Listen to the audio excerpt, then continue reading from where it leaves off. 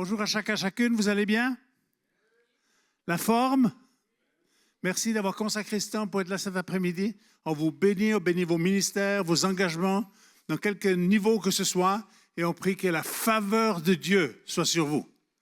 Je ne sais pas si vous avez réfléchi au thème de la conférence, qui est esprit de foi et de conquête. Est-ce que vous avez réfléchi qu'est-ce que ça crée à l'intérieur de vous, qu'est-ce que ça crée autour de vous qu'une telle déclaration? Hein, on va repartir un peu faire des croisades. Au fond de mon cœur, j'entends un peu ça. Certains vont dire, ah, mais ils sont complètement allumés. Mais j'aimerais vous encourager à considérer le thème de cette conférence, qui, à mon avis, est très important. Un esprit de foi et un esprit conquérant pour ta vie, pour cette génération. On en a besoin plus que jamais. La foi va nous permettre d'aller chercher ce que Dieu a préparé pour nous. La foi va nous permettre d'anticiper et d'aller plus loin que ce qu'on irait naturellement. Et évidemment que notre foi, elle est basée sur les promesses de Dieu, sur la parole de Dieu. Et j'aimerais vraiment prier que vous soyez enthousiasmés par rapport aux promesses de Dieu. Peut-être que certains disent, oui, mais bon, enfin, il n'y a pas le feu au lac. Hein? Mais il y a seulement 3 possibilités, en fait, par rapport à cette question. Est-ce qu'on va avoir un esprit de foi et de conquête? La première pensée qui est venue à mon esprit, c'est l'histoire de Apocalypse 3, quand Dieu parle à l'église de Laodicée. Puis il dit, tu es ni froid, ni bouillant, mais tu es tiède. Et ça nous guette tous. Hein? Ce n'est pas juste quelques-uns d'entre nous. Regarde pas ton voisin, tu te regardes toi-même. Est-ce qu'on a laissé venir là une tiédeur ou est-ce qu'on est encore dans le feu de ce que Dieu veut? On doit se poser cette question. Et moi, cette église, elle était dans une certaine satisfaction, en disant, j'ai besoin de rien, je suis riche, etc. Et puis, Dieu lui dit, mais tu ne sais pas que tu es pauvre, aveugle et nu. Et j'aimerais m'arrêter un court instant sur cette invitation de Dieu qui nous invite à venir acheter de l'or purifié par le feu, un vêtement blanc et un collier pour oindre nos yeux. Je crois qu'on a besoin, plus que jamais, de ce collier pour oindre nos yeux, pour que nous puissions voir au-delà de ce qui est visible avec nos yeux humains. Si nous regardons la situation avec nos yeux humains, il va venir le découragement en disant c'est fichu. Mais si on regarde avec les yeux de la foi, et je relisais ça ce matin dans ma méditation personnelle, dans 2 Corinthiens 4, où l'apôtre Paul dit, bon, il y a tant de souffrances, tant de difficultés, tant d'adversités, mais il dit, nous restons courageux parce que nos yeux ne sont pas fixés sur les choses visibles, ils sont fixés sur les choses invisibles. Les choses visibles sont passagères, mais les choses invisibles, elles sont éternelles. Alors, on veut fixer et dire, Seigneur, fais-nous cette grâce de faire partie d'une génération qui fixe les yeux, pas juste sur les réalités visibles, mais sur les réalités invisibles, c'est-à-dire les promesses de Dieu. Ces promesses qu'on n'a pas vues encore, mais qui vont se réaliser. Parce que ce que Dieu a dit, il l'a dit, et ce qu'il a déclaré, c'est oui et amen. Même si l'humanité entière est contre, Dieu n'est pas effrayé, vous savez. Certains pensent que Dieu est un peu paumé parce qu'il y a tellement de troubles partout dans le monde. Dieu rit. Parce que Dieu est en contrôle et il sera en contrôle jusqu'au bout. Et on ne veut pas ressembler à une église. Vous savez, le danger, c'est intéressant ce que Dieu dit à l'église de Laodicée. Froid ou bouillant. Froid, ça ne le gêne pas.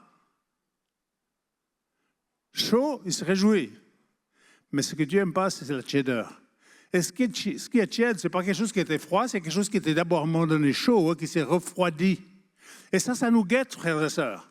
Et il y a plein de bonnes raisons qui pourraient nous faire dire, ah, mais bon, finalement, est-ce qu'il y a tant besoin de laisser Dieu être Dieu? Oui, on va laisser Dieu être Dieu, mais Dieu nous veut partenaires de ce qu'il veut faire. Et Dieu cherche toujours, au travers de l'histoire, Dieu a cherché des hommes et des femmes de foi pour faire la différence.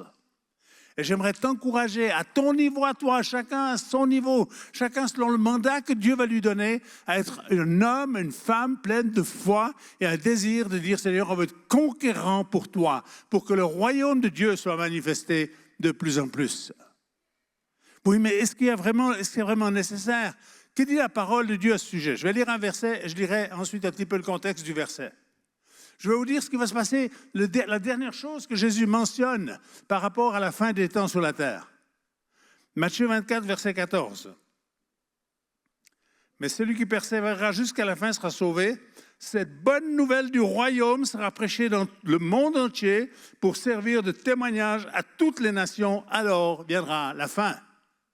Nous sommes très proches de cette réalisation où Dieu veut répandre son esprit sur l'humanité pour que tous les êtres humains aient encore l'opportunité d'entendre la bonne nouvelle de l'Évangile. Amen. On veut voir ça, n'est-ce pas? Et pour que les gens puissent l'entendre, il faut des gens qui prêchent. Il faut des gens qui témoignent. On n'est pas tous appelés à être des évangélistes, mais on est tous appelés à être des témoins. Maintenant, pour rester bouillant, il y a des choses qui peuvent nous refroidir. Il y a des éléments de la vie, des épreuves, des difficultés qui peuvent nous faire refroidir. Je pense à cette parole de Salomon dans Proverbe 13 au verset 12, où il dit « Un espoir différé rend le cœur malade ». Nous avons tous eu, n'est-ce pas, des espoirs différés, où on a pensé, on a crié vers Dieu, disant « Dieu, il faut que tu interviennes. Si tu veux faire un miracle, c'est maintenant qu'il faut faire le miracle. » Et le miracle n'a peut-être pas eu lieu. Et puis ça, tu dis « Bon, la prochaine fois, je m'énerverai moins à prier, je crierai moins fort. » Mais j'aimerais t'encourager à continuer avec la même intensité. Et ne reste pas avec un espoir différé. Ça, c'est juste la première partie du verset 12 de Proverbe 13. Un espoir différé rend le cœur malade. Mais la suite du verset dit, un désir accompli est un arbre de vie. Et le projet que Dieu a pour toi, mon frère, ma sœur, et vous qui nous suivez en ligne, c'est que tu puisses avoir un arbre de vie, quelque chose qui va se poursuivre, quelque chose qui va porter du fruit jusqu'au bout, pour que quand tu arriveras auprès du Maître, tu puisses entendre ces paroles extraordinaires. Bon et fidèle serviteur, bonne et fidèle servante, rentre dans la joie de ton Maître.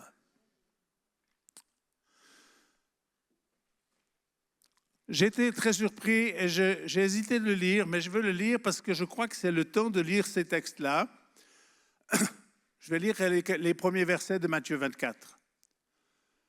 Les disciples, ils disent, il faut remarquer à Jésus, au début de ce chapitre, il faut remarquer la beauté du temple, comme c'est magnifique, comme c'est bien construit, etc. Et puis Jésus, il fait une remarque qu'ils ne comprennent pas. Il dit, il ne restera pas ici pierre sur pierre qui ne soit renversée. Et puis Jésus, il n'a pas l'air trop stressé pour autant. Il va s'asseoir sur le mont des Oliviers. Puis là, les disciples ils viennent lui poser 2 questions. On lit ces questions au verset 3. Les disciples vinrent en particulier lui faire cette question. « Dis-nous quand cela arrivera-t-il et quel sera le signe de ton avènement et de la fin du monde ?» Donc ils disent, quand c'est que ça va arriver cette destruction du temple? Tu dis qu'il ne restera pas ici pierre sur pierre. Mais ensuite, ils posent une deuxième question. Ils disent quels seront les signes de la fin. Et Jésus va commencer à répondre à la deuxième question. Et voici ce que Jésus va dire. Je lis ces quelques versets. Jésus leur répondit, prenez garde que personne ne vous séduise, car plusieurs viendront en mon nom en disant c'est moi qui suis le Christ. Et ils séduiront beaucoup de gens. Vous entendrez parler de guerre, de bruit de guerre. Gardez-vous d'être troublés, car il faut que ces choses arrivent. Mais ce ne sera pas encore la fin. Une nation s'élèvera contre une nation, un royaume contre un royaume. Il y aura en divers lieux des famines, des tremblements de terre. Tout cela sera le commencement des douleurs. Alors on vous livrera au tourment, l'on vous fera mourir et vous serez haïs de toutes les nations à cause de mon nom. Alors aussi plusieurs succomberont, ils se trahiront, se haïront les uns les autres, plusieurs faux prophètes s'élèveront et ils séduiront beaucoup de gens. Et parce que l'iniquité se sera accrue, la charité du plus grand nombre se refroidira. Mais celui qui persévérera jusqu'à la fin sera sauvé. Cette bonne nouvelle du royaume sera prêchée dans le monde entier pour servir de témoignage à toutes les nations. Cette prophétie de Joël qui dit que dans les derniers jours, Dieu va répandre son esprit sur toute chair. On sait que ça s'est passé à la naissance du christianisme dans Acte 2. Ça va se produire encore une fois, dans un temps d'adversité et de difficulté. Et quand on prend la liste de ce que Jésus dit ici, ce qui va se passer, j'ai vu 2 sortes de chrétiens. Il y a ceux qui prient pour que les douleurs de l'enfantement cessent. Mais si les douleurs de l'enfantement cessent, il n'y aura pas de naissance. Puis il y a ceux qui prient pour que la naissance ait lieu, puis qu'elle ait lieu assez rapidement. Pourquoi Jésus utilise cette image des douleurs de l'enfantement? Et il décrit ici, et puis on le sait bien, hein, la guerre, elle n'est pas très loin de chez nous. Et puis ça ne s'annonce pas spécialement bien. Et puis sur le plan humain, nous sommes tous fait la même chose. On ne tient pas trop à ce qu'il y ait des conflits et que ça pète autour de nous. Alors il y a deux possibilités. Soit on reste dans la foi en Dieu, on reste debout, nos vies, on te les a données. Hein? Je pense que tout le monde qui est là a donné sa vie à Christ. Hein? Vous qui nous suivez en ligne, j'espère que vous avez donné votre vie à Christ. Si vous l'avez donnée, ne la reprenez pas. Laissez-la dans la main de Dieu. Jésus a dit, celui qui veut sauver sa vie va la perdre. Celui qui est prêt à la livrer va la gagner, va la retrouver. Donc j'aimerais vous encourager. Et vous devez vous poser une question, est-ce que vous faites partie de ceux qui prient pour que les douleurs de l'enfantement cessent? Ou est-ce que vous faites partie de ceux qui disent, on veut voir le bébé naître? Quel est le bébé qui est à naître? Le royaume de Dieu. Ce qui est en train de se passer aujourd'hui, et ça n'a pas commencé aujourd'hui, ça a commencé quand même depuis un certain temps déjà, ce sont les douleurs de l'enfantement et ça s'intensifie partout. Et il y a deux choses qui vont nous accompagner dans les temps qui sont devant nous. Je pense une manifestation plus importante et plus forte de l'Esprit de Dieu et en même temps une opposition croissante. On la sent venir dans la société. Il y a une ouverture comme il n'y a jamais eu et en même temps il y a une opposition qui est en train de se lever. Et le danger, c'est qu'on laisse venir la peur. Ne vous laissez pas dominer par la peur, quoi qu'il arrive. N'oubliez pas que notre destinée, elle est en Jésus-Christ. Que Dieu nous a préparé une place, le Dieu qui a créé les cieux et la terre. Ce qui nous attend est de loin supérieur à ce que nous pourrons vivre ici sur la terre. Et c'est intéressant ce que Jésus dit par rapport à la peur. Quand il est dans la barque avec les disciples, puis qu'il y a la tempête, puis Jésus dort dans la barque. Alors il réveille Jésus, il ne faut pas juste de le réveiller. Mais il dit, Jésus, ça ne te fait rien qu'on va mourir là maintenant? Tu vois bien qu'on est en train de couler. Et Jésus se lève, il dit deux mots avec beaucoup de sévérité. Il n'a pas dit, oh, s'il te plaît, papa. Il a dit, silence, et tais-toi, à la mer. Puis il y a eu le silence, mais après il a posé une question aux disciples. Pourquoi avez-vous peur? Gens de peu de foi. Donc, il fait un parallèle direct entre la peur et la foi. La peur, elle va faire descendre notre niveau de foi. Les gens qui ont la trouille, ils perdent leurs moyens. Il ne faut pas qu'on laisse la peur nous dominer. Et dans les temps qui viennent, ici, il a dit qu'il y aura des gens qui seront persécutés, qu'il y a des gens qui vont être livrés, etc.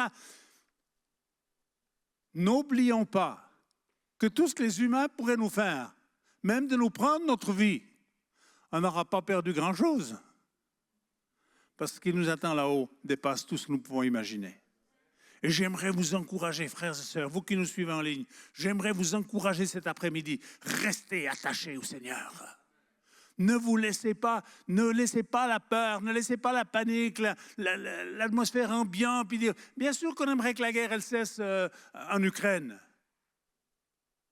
Mais au-delà de tout ça, Dieu il a un plan. Et les plans de Dieu vont se réaliser. Et au milieu de cette tourmente, peut-être des êtres humains qui ne sont jamais même posé la question de l'enfer ou du ciel vont commencer à se poser les vraies questions. Et les êtres humains sont en train de se poser des questions qui ne se sont pour beaucoup jamais posées au préalable. Et Dieu a besoin d'hommes et de femmes qui ont cet esprit de foi et de conquête pour dire, Seigneur, on va tenir. On va faire partie de ceux qui vont être témoins de l'évangile de Jésus-Christ avant que tu reviennes. Tous les signes précurseurs sont là aujourd'hui. Je parlais récemment avec quelqu'un qui est bien informé et m'a dit aujourd'hui, toutes les langues ont la possibilité d'avoir accès à la parole de Dieu, ce qui n'était pas le cas il y a seulement quelques années. Donc ceux qui voudront entendre l'Évangile pourront entendre l'Évangile. On a aujourd'hui des moyens extraordinaires au travers de tout ce qui se passe en ligne, d'entendre. Et celui qui cherche, il trouve sans aucun souci. J'aimerais que nous puissions être debout, les uns et les autres, debout dans la foi, quand le Seigneur reviendra. Debout pour lui, en disant, il y a des choses, Seigneur, je n'ai pas compris. Il y a des exaucements que je n'ai pas vus, il y a des choses que j'ai pensé recevoir, je ne les ai pas reçues, mais je ne laisserai pas un espoir différé me rendre malade. Et cet après-midi, j'aimerais prier pour tous ceux qui ont eu des espoirs différés. Et je pense que c'est chacun d'entre nous où il y a eu des espoirs différés, où on s'est attendu à certaines choses qu'on n'a pas obtenues. Mais ça ne change encore rien au projet de Dieu. Je pense qu'on a besoin de laisser un tout petit peu plus de place à la souveraineté de Dieu. C'est délicat, parce que si on met trop de place à la souveraineté de Dieu, puis qu'on dit Dieu est le souverain, de toute façon Dieu fait comme il veut, alors on se dit, ben, pas besoin de prier, Dieu fait comme il veut, donc il n'a pas besoin de prière. Il ne faut pas qu'on aille dans ce sens-là. C'est pas ça que je dis. Mais parfois, on a laissé très peu de place à la souveraineté de Dieu, parce qu'on a pensé qu'on pouvait tout régler comme nous, on voulait le régler. Mais j'aimerais qu'on garde cette foi. Je pensais au peuple d'Israël. C'est intéressant ce qui est dit dans Nombre 13 au verset 2. Dieu dit, avant que Moïse envoie les 12 espions en Canaan, il leur dit, le peuple que je donne aux enfants d'Israël. Dieu avait dit, je vous donne ce peuple. Je vous donne ce territoire. Et qu'est-ce qui s'est passé? Parce qu'ils n'ont pas cru et qu'ils ont commencé à analyser les choses à partir de leur regard humain et qu'ils ont vu qu'ils paraissaient comme des sauterelles face aux géants qu'ils ont vus en Canaan, ils ont dit, on ne peut pas. On ne peut pas. Et qu'est-ce qui s'est passé? 40 années de plus dans le désert et toute cette génération de plus de 20 ans est morte dans le désert. Et c'est Josué, avec la nouvelle génération, qui va rentrer en Canaan. Comment ça va se passer dans notre génération? Est-ce qu'on va attendre qu'on soit mort, qu'il y ait une nouvelle génération qui se lève, qui sera peut-être plus courageuse et plus vaillante que nous pour rentrer dans les promesses de Dieu? Ou est-ce que nous allons faire partie de cette génération d'hommes et de femmes de foi, avec un désir de conquérir, de témoigner au monde qu'il y a de l'espoir, qu'il y a un avenir?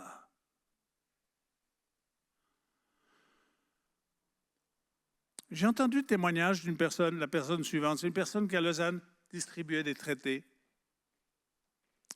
L'entrée du cinéma. Puis un autre gars qui est venu, il disait, tu sais, ce que tu fais ne sert à rien. J'ai fait ça pendant 20 ans, je n'ai jamais vu personne venir au Seigneur. Puis une autre personne à côté qui les écoute, il dit, moi, je me suis converti parce qu'un jour, quelqu'un m'a donné un traité à l'entrée du cinéma. On ne fait plus tellement ça comme ça aujourd'hui. Il y a d'autres moyens. Il y a la toile qui existe, etc.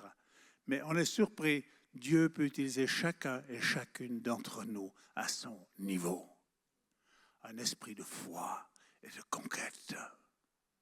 Donc, j'aimerais prier avec vous cet après-midi pour qu'on puisse confronter ces espoirs différés, qu'on puisse en guérir, pour qu'on puisse rentrer dans un désir accompli, qui est un arbre de vie. Et on veut confronter la peur qui nous guette tous. La peur, elle nous guette tous. Et ce qui s'en vient va être un peu plus difficile sur certains niveaux, mais tellement plus glorieux à un autre niveau, et la naissance aura lieu. Ça ne peut plus durer des années et des années. On compte aujourd'hui qu'il y a 10 millions de personnes qui meurent chaque année de la faim. On pense qu'avec ce qui est en train de se passer dans le monde, ils vont pouvoir ajouter un zéro de personnes qui vont mourir de la faim. De famine, d'épidémies, tremblements de terre se succèdent et s'amplifient à une rapidité incroyable. Soyons de ceux et celles qui restent debout pour Jésus, avec un désir, je veux que Dieu soit glorifié. Ma vie, elle ne m'appartient pas à moi-même, elle appartient à Dieu, à qui je l'ai confiée.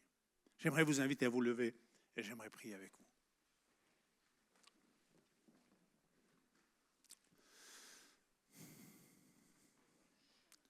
Gloire à Dieu. Quels sont ceux et celles qui veulent dire, Seigneur, moi je veux être libéré, je veux être guéri de ce cœur qui est malade à cause d'un espoir différé. J'aimerais vous inviter à lever vos mains avec moi devant le Seigneur, comme un signe en disant, Seigneur, je ne veux pas rester. Il y a des choses qui nous ont affaiblis, mon épouse et moi-même, on peut en parler des différentes choses. Mais est-ce qu'on a cette résilience pour rebondir et dire, Seigneur, on continue la marche. Et on ne continue pas en traînant les pieds, on continue avec allégresse, avec joie, parce qu'on veut servir notre Maître. Esprit de Dieu, descends sur nous en cet instant. Je te prie que tu viennes toucher les profondeurs de notre âme, de notre esprit, de nos personnalités. Et je prie, Seigneur Jésus, que tu viennes guérir là où nos cœurs ont été malades à cause d'un espoir différé. Là où la peur est venue et nous a fait comme reculer par rapport à la foi. On veut te dire, Seigneur, on veut rester bouillant cet après-midi. On veut rester attaché à toi, Seigneur. Comme ce sarment est attaché au cep. On veut prier que ta vie coule en nous. Et je libère l'onction et la vie de Dieu dans ta vie, mon frère, ma sœur. Cette vie, cette puissance de guérison par rapport au cœur malade, par rapport aux déceptions. Je prie que Dieu vienne avec ce collier pour oindre tes yeux, pour oindre nos yeux, vous qui nous suivez en ligne. Je prie que l'onction de Dieu vienne pour que tes yeux s'ouvrent sur les réalités de Dieu, sur les promesses de Dieu, que tu sois capable de voir au-delà de ce que tu es capable de voir avec les yeux humains. Et quand on écoute les informations, il n'y a que des mauvaises nouvelles. Mais dans le royaume de Dieu, il y a des nouvelles extraordinaires. Et on veut se connecter à ce que l'Esprit de Dieu dit cet après-midi. Et l'Esprit de Dieu va parler au travers de la bouche de notre frère, le prophète David Wagner. On veut écouter ce que Dieu dit cet après-midi. Mais il y a une chose qu'il veut te dire, je veux te guérir. Je veux que ta vie devienne comme cet arbre de vie. Il y a quelque chose qui va jaillir de toi, mon frère, ma sœur. Si tu restes fidèle, si tu restes attaché à Dieu, tu vas expérimenter la gloire de Dieu. N'aie pas peur. N'aie pas peur de ceux qui ne sont pas d'accord avec toi. N'aie pas peur de la persécution. N'aie pas peur de la mort. Nous sommes immortels et l'espérance de la gloire nous est réservée. Que l'onction de Dieu revienne comme ranimer en nous ce désir d'être plein de foi et un désir de dire, Seigneur, on veut conquérir pour ton royaume. On veut que ton règne vienne. Que ton règne vienne cet après-midi dans nos vies. Mais quand on te prie que ton règne vienne, on prie aussi que ton règne s'installe d'une façon universelle. Et nous prions, Seigneur, pour l'accomplissement de cette parole que tu nous as enseigné à prier le Père. Que ton règne vienne. Que tu nous rendes participants à ce que tu vas faire, Seigneur. On ne veut pas avancer quand on parle de conquête avec arrogance. On veut rester dépendant de toi, le Maître. Soumis à toi. Humble. Et je te prie cette prière toute simple, Seigneur, garde-nous humbles, simples et fidèles. Amen. Merci de votre attention, que Dieu vous bénisse.